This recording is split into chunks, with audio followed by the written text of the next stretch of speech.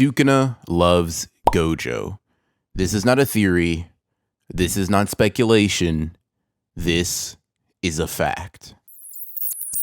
Alright, so I know that saying Sukuna loves Gojo and going one step further by calling it a fact is kinda crazy. Well, I am confident that my line of thinking is correct, and I'm sure that I will convince some of you that my observation is very based in reality. Until it's confirmed, it is all just a theory. But let me explain. Sukuna is characterized mostly by a few key moments in the series. While he's a main antagonist and his impact and reputation is obvious, in terms of actual screen time, he's only been someone that we've gotten to see a lot of as of recently. In the beginning of the story, the tail end of the Mahito arc and the Shibuya incident arc, a couple of things about Sukuna are made clear. The first is that his morality simply exists in a different way than most people's do. He pillages, kills, destroys, and burns without a moment's hesitation. As a sorcerer from the Heian era, this much is pretty normal for his character. What we also learn based on his encounters with Megami, Jogo, and Mahoraga is that Sukuna likes to fight. He enjoys the thrill of battle, and methodically picking apart his opponent seems to be a favorite pastime of his. He coaches Megami throughout their scuffle, trying to improve the quality of sorcerer that he is facing, not because he cares for him and his personal development, but because he craves the joy that comes with a good battle. The taunting and berating also seems to be a part that Sukuna thoroughly enjoys. With Jogo, he makes a binding vow that encourages him to fight at full strength, and it is in this fight that we get to see Sukuna being happy and truly enthralled in the match. It's clear that Jogo is no rival for him, but Sukuna still looks to be having the time of his life as he beats on a special grade cursed spirit that would decimate your average sorcerer, and depending on your interpretation, Sukuna is even willing to give respect to Jogo because of his strength, and even after demolishing him in a plume of fire, he goes on to tell him where he went wrong in his ideals about strength and identity. A very similar pleasure and enjoyment can be seen on Sukuna's face when he's fighting Mahoraga. The complex curse technique and overwhelming physical stats that the Shikigami possesses is a challenge for Sukuna, a minor one,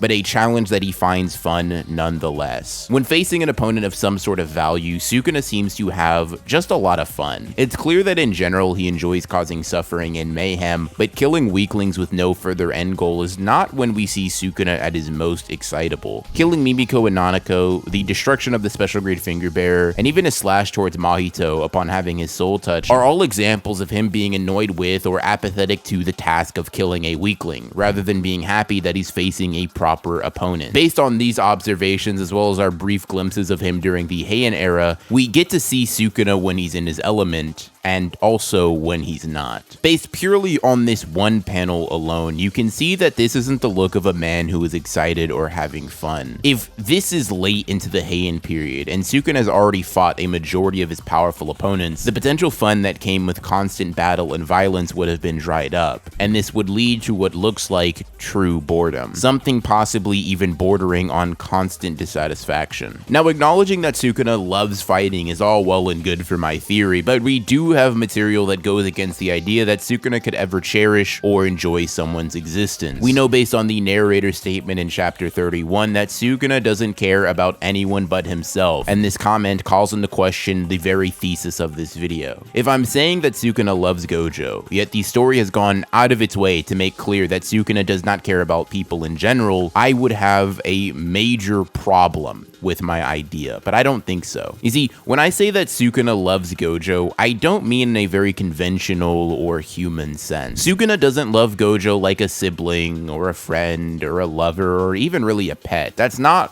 what I'm trying to say. Rather, Sukuna loves what Gojo represents. He loves Gojo's strength. Once again, not in a platonic or romantic sense, but from the standpoint of Gojo being able to give him a great fight. Like a young child with a new toy, Sukuna seems to see Gojo as a source of abundant fun. a life for him to toy with in order to satiate his hunger for violence. Sukuna, in no convoluted terms, is essentially an adrenaline junkie, and the best way to get those endorphins going is through fighting. If he loves fighting strong opponents, and Gojo is the strongest, it logically follows that he loves what Gojo offers him with that strength. To some, this may seem like a pretty large leap in logic. Sure, Gojo is likely the strongest opponent that Sukuna has ever crossed, and sure, Sukuna does obviously enjoy fighting, but not only is it explicitly stated stated that he doesn't care about him or anyone else, but the story also doesn't seem to be making an allusion to that being the case for Sukuna. To those two responses, I'd say this. Ishigori probably didn't particularly care about Yuta.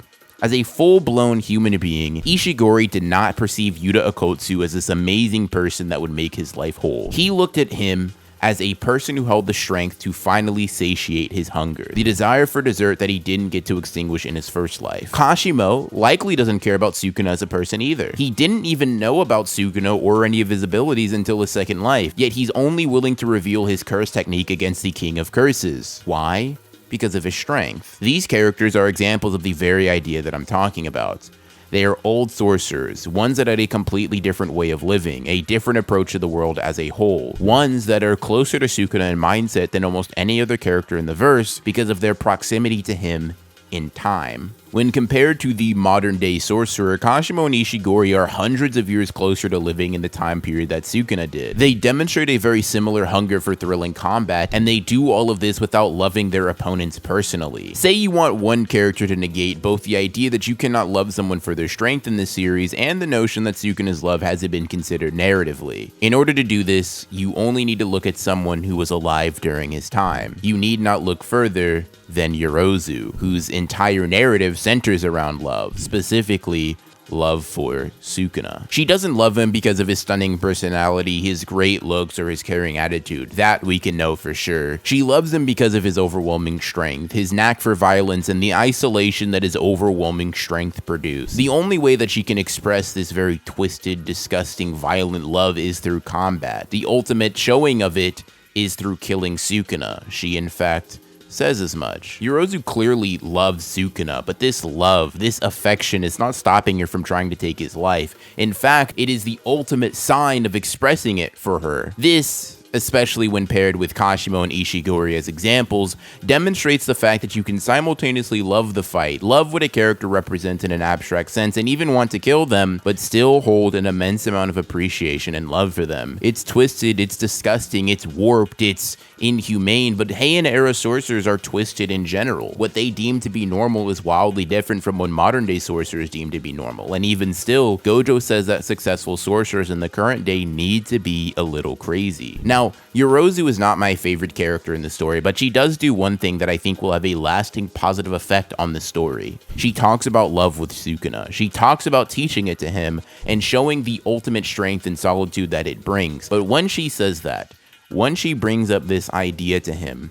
Sukuna merely laughs. A smug laugh, an informed laugh, and I already know what you're talking about laugh. And Yorozu notices. She realizes that Sukuna may know about love, or at least have a previous framework for it, and it makes her angry. She thinks that she knows what it's about, but I beg to differ. I would argue that it's referring to Gojo, and obviously so. Not only just because it logically makes sense for this to apply to Sukuna's greatest opponent, but also because Sukuna literally thinks back to this moment when Gojo gives a date for the fight. This is one of the most blatant ways for an author to remind the audience of something, so it just doesn't make sense for Gege to bring that moment back up if it wasn't at all relevant to the context of the scene. Sukuna loves Gojo. He at least loves the absolute strength that Gojo represents. He's finally found someone strong enough to show him what he wants. Unlike Jogo, Mahoraga, Megami, or the potentially hundreds of opponents that Sukuna's fought in the past, Gojo is strong enough to really push him, really drive him to the edge, and maybe even beyond. If you want to look at it more broadly,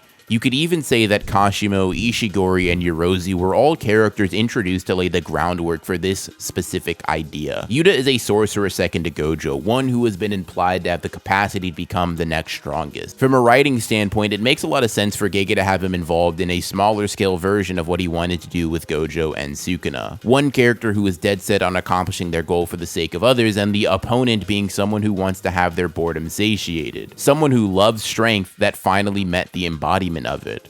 Kashimo's desire to fight Sukuna and all the buildup we've had for that fight feels like a microcosm of Sukuna's desire to fight Gojo.